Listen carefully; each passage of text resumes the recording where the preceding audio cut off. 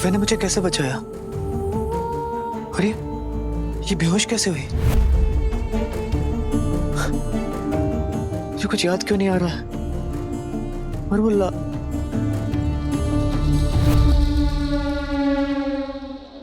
वो धरती का फटना, वो लावा, वो सब सच था या झूठ? और अगर वो सब सच नहीं था तो ये दिव्या, ये यहाँ कैसे हो सकती है? दिव्या, इसका शरीर तो जल रहा है।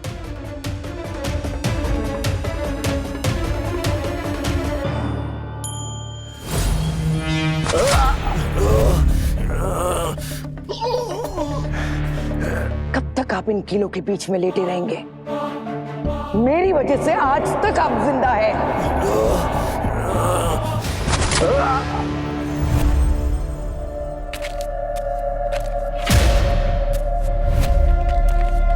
ये तो वही लड़की है जो मेरे प्रेम पे डोरे डाल रही थी। ये यहाँ भी पहुंच गई।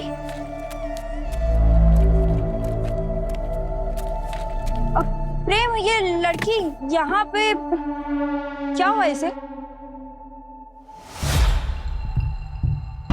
प्रेम, तुम चुप क्यों? मैं कुछ पूछ रही हूँ तुमसे। मंदिर में मैंने तुम्हारी चीखने की आवाज सुनी थी, क्या हुआ था ऐसा अंदर? प्रेम सुनो तो सही, वो मुझे तुम्हारी फिक्र हो रही थी तो बस मैं पूछ रही हूँ। अच्छा, इतनी फिक्र हो रही थी तो मंदिर के अंदर क्यों नहीं आई?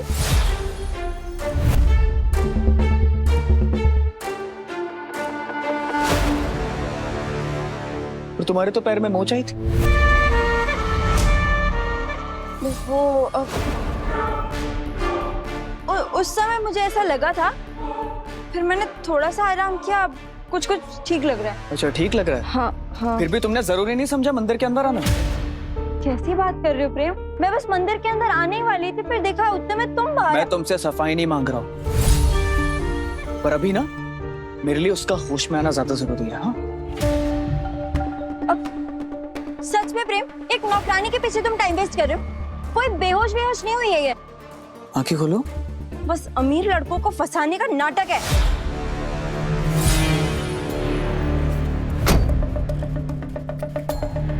कितना गिरोगी तुम खुद को सही साबित करने के लिए? तुम्हें पता है, सिर्फ अपनी माँ के कहने पर तुमसे शादी कर रहा हूँ, वरना सच बताऊं तुम्हें ना सारा से भी इंसानियत नहीं है। समझ तो मुझे भी नहीं आ रहा है प्रेम कि तुम्हें इस नौकरानी के लिए इतना बुरा क्यों लग रहा है। क्योंकि जान बचाई है इसने मेरी, और ये बेचारी बुखार से तप रही है। अरे ये नौकरानी क्या लगा रखा है? इंसान नहीं है ये। अगर आज ये बच भी गई ना तो किसी दिन अपने हाथों से ही जान ले लूंगी इसकी। मैं भी पता नहीं किससे बहस कर रहा हूँ। तपस्या, मैं भी तुम्हारे सामने हाथ जोड़ता हूँ, प्लीज अभी यहाँ से चले जाओ। हाँ, मैं सब संभाल लूंगा। होने वाली पत्नी हो तुम्हारी प्रेम। माँ ने मुझे हमेशा तुम्हारे साथ रहने को कहा है, मैं तुम्हें छोड़ के कहीं नहीं जाऊंगी। माँ ने तो तुमसे ये भी कहा था कि मंदिर जाकर पूजा करनी है, वो तो तुमने नहीं सुना। इसलिए तुम्हें जो समझना है समझो, फिलहाल मुझे तुमसे ज्यादा इसकी चिंता है।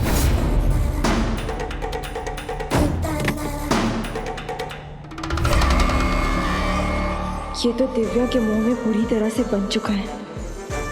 मैंने अगर इससे ज्यादा बहस की और इसने शादी से मना कर दिया तो मैं माँ की कुंडल तक कैसे पहुंचूंगी?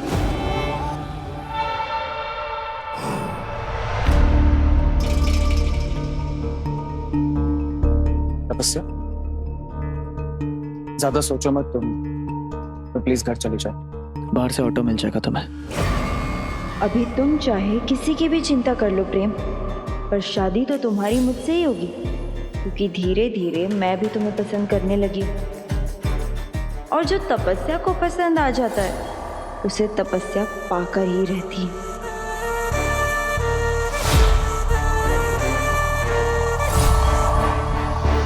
तुझे तो मैं बाद में देख लूंगी।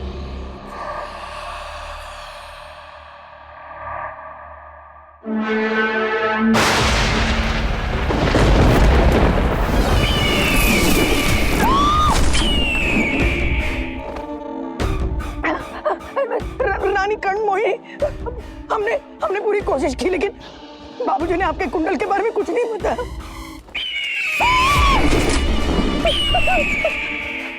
रानी कर्णमोहिनी, बचा लीजिए हमें इस बात से, वरना हमें मार डालेगा। यही तो काम है बास का, जो मेरे काम का नहीं उसका काम समाप्त करने का। शिकारा, शिकारा।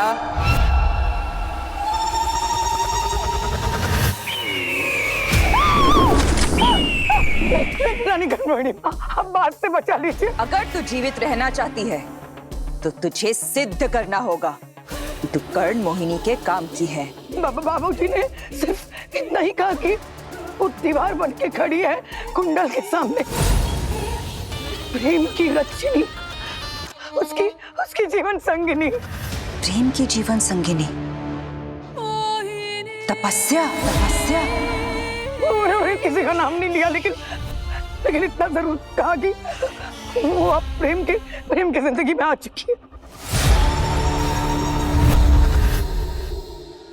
उस योगी को ये कैसे पता कि प्रेम के जीवन में मैंने पहले ही एक मोहिनी को भेज दिया है?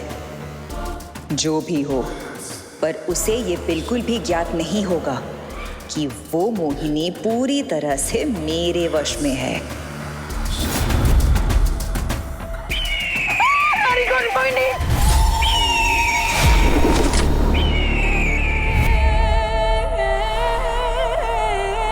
हर दीवार में एक खिड़की होती है। अगर प्रेम की जीवन संगिनी दीवार है तो मेरे कुंडल तक पहुंचने का रास्ता भी वही बनेगी। अब शीघ्र अतिशीघ्र तपस्या और प्रेम का विवाह करा। इतना तो करा पाएगी ना तू? जी रानी कर्णमोहिनी।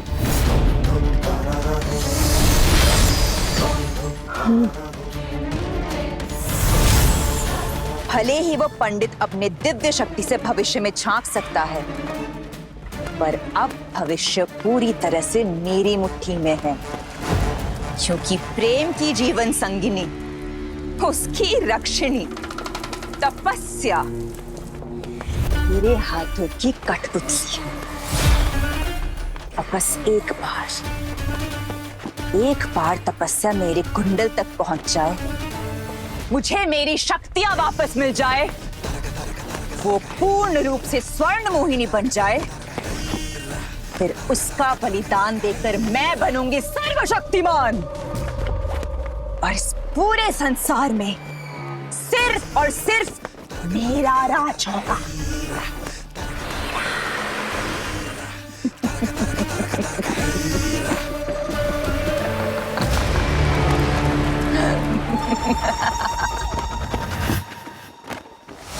लगता है बारिश होने वाली है। मुझे जल्दी से इसे हॉस्पिटल ले जाना होगा।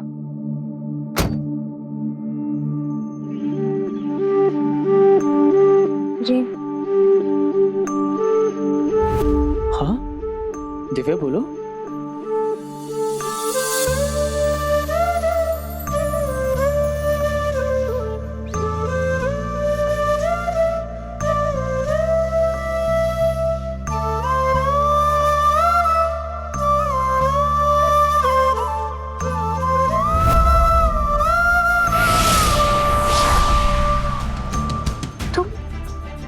तुम ठीक तो?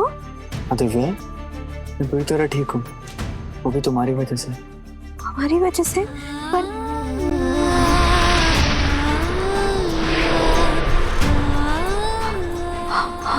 हमने तो कुछ नहीं किया। और वो लावा? वो बोलता हुआ लावा तुमने भी देखा था? हाँ। इसका मतलब जो कुछ भी मैंने देखा वो सच था, लेकिन होश में आने के बाद वो सब गायब हो चुका था। क्या? हाँ। ऐसे कैसे हो सकता है? दो लोगों को एक जैसा भ्रम कैसे आ सकता है? हम ना मायावन के बहुत करीब हैं। हो सकता है किसी मायावी शक्ति का असर हो, या माँ ने कहा था कि आज सारे नक्षत्र एक सीध में होंगे, शायद उसकी वजह से।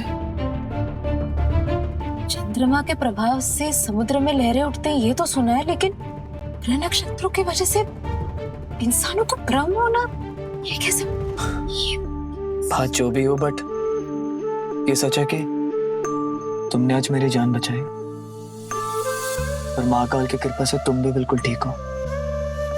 तो मेरे लिए तो ये महाकाल की कृपा है। जय श्री महाकाल।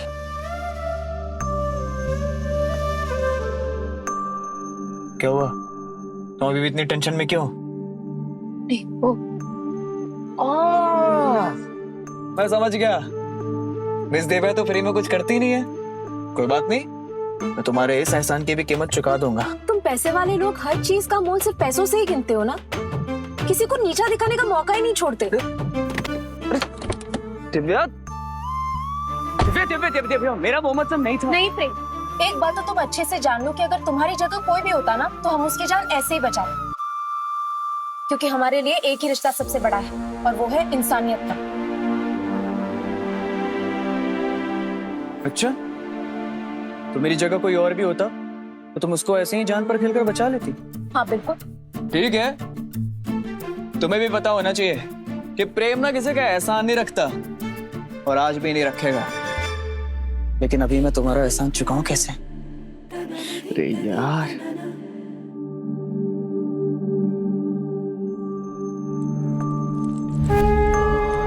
प्रेम, ये रुद्राक्ष की माला हमेशा तुम्हारी रक्षा करेगी।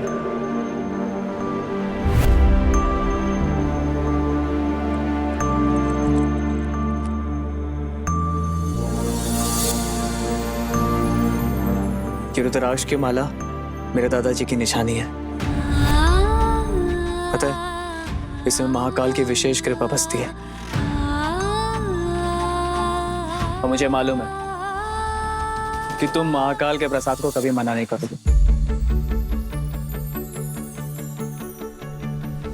चांद तारों ने लिखी है तकदीरें, दिल से दिल तक जाए राहें अंधेरे, छुप छुप के मिलता है प्यार है बेपनाह, पर हर मोड़ पे खड़ा है एक राज नया,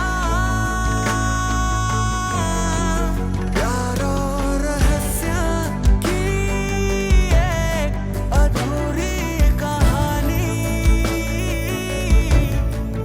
जो पूरी होगी सिर्फ दिव्य प्रेम से ही।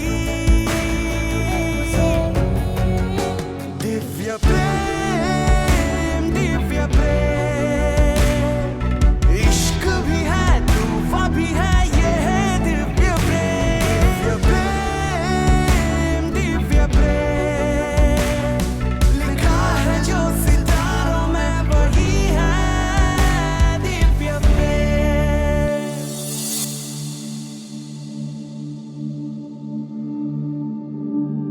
देखा, ये महाकाल का संकेत है। इस रुद्रमाला को अपने से कभी अलग मत करना। और हाँ, आज से पहले ये माला मैंने कभी किसी को नहीं दी। चले? सुनो, जाने से पहले अपना हुलिया ठीक कर लेना, घर में किसी ने देखा तो बहुत सवाल पूछेंगे।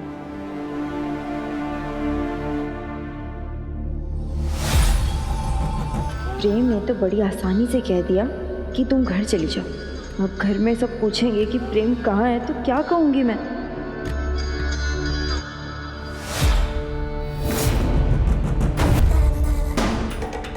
अब किसकी मौत आई है? क्यों इस पंडित को इस तरह से घेर के बैठे हैं सब?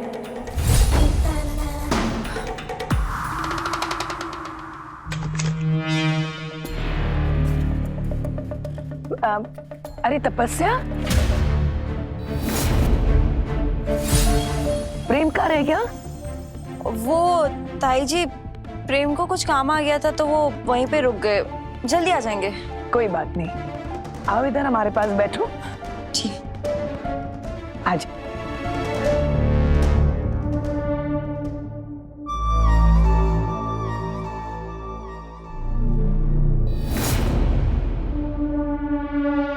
बात है पंडित जी? मेरे प्रेम की शादी की तिथि निकालने में इतना समय क्यों लग रहा है? पद्मा बिटिया, मुझे लगता है कल बिट्टू की शादी के साथ साथ प्रेम और तपस्या की भी शादी करनी पड़ेगी, क्योंकि इसके बाद कोई शुभ तिथि नहीं है। और क्या पंडित जी? और प्रेम के शुक्र पर राहु और केतु दोनों की दृष्टि पड़ रही है। अगर शादी जल्द से जल्द ना हुई तो इसके जीवन पर संकट आ सकता है।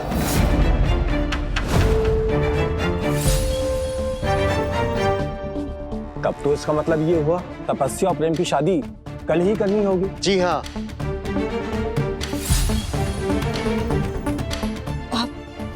कल? तुम्हें और समय चाहिए तपस्या?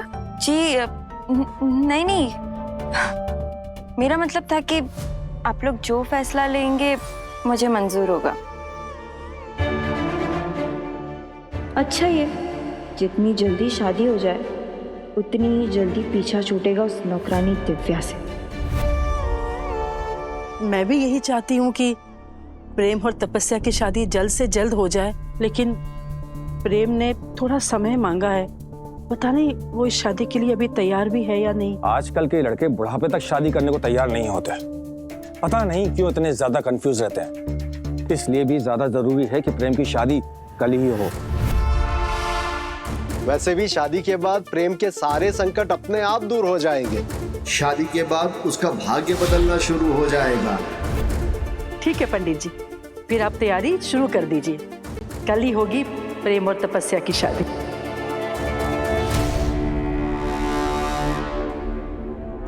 आज ताई जी कुछ बदली बदली सी लग रही है, बात क्या है? जैसा रानी कर्ण मोहिनी चाहती थी ठीक वैसे ही हो रहा है। कल तपस्या बन जाएगी प्रेम की पत्नी और फिर उसे रानी कर्ण मोहिनी के कुंडल तक पहुंचने से कोई नहीं रोक सकता।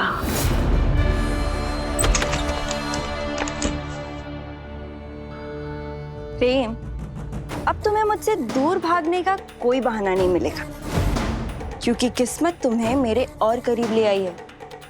बस एक बार हमारी शादी हो जाए, फिर माँ के कुंडल तक पहुंचने का रास्ता भी मुझे मिल जाएगा।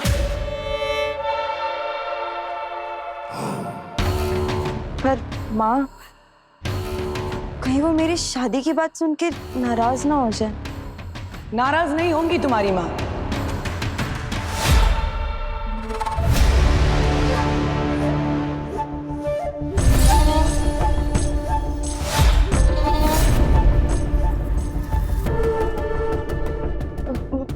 मेरी माँ?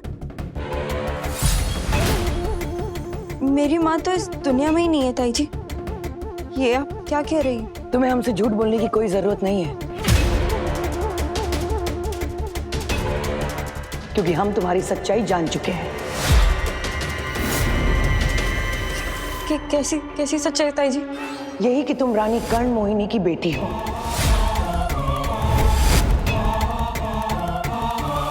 वहां भी कोई ऐसा है जो तेरी मदद पूरी तरह से करेगा।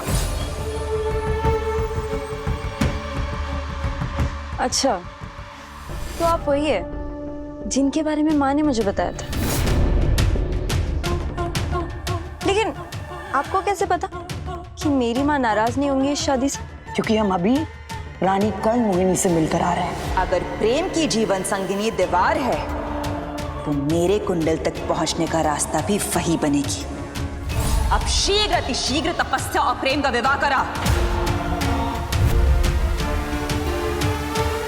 इसका मतलब माँ भी यही चाहती है कि मैं प्रेम से शादी करूं।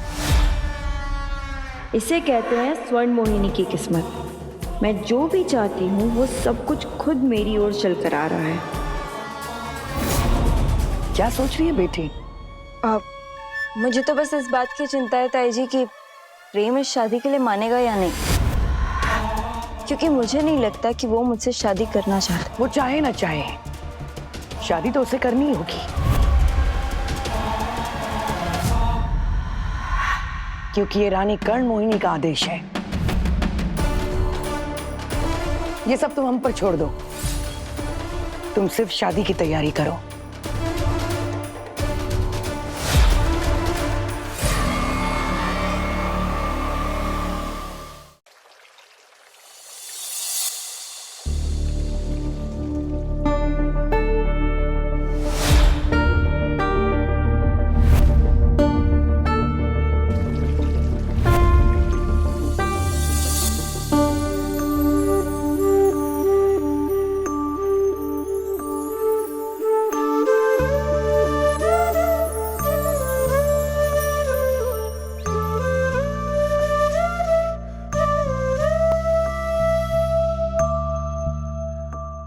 प्रेम,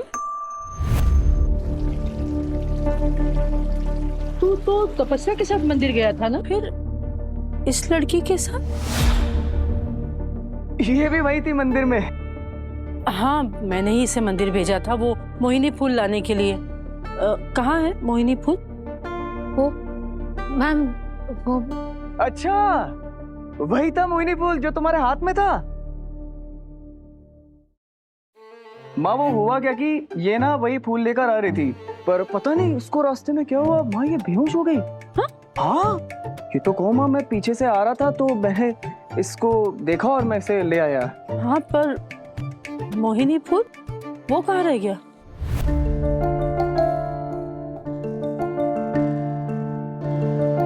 पता नहीं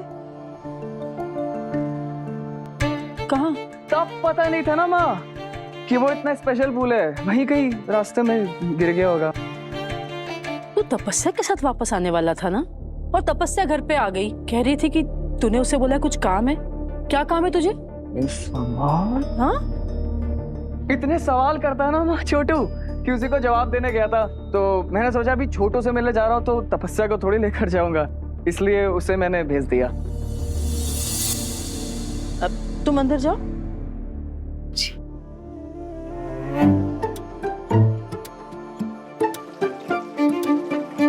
तू रुक, क्या हुआ माँ? मुझे तुझसे कोई जरूरी बात करनी है।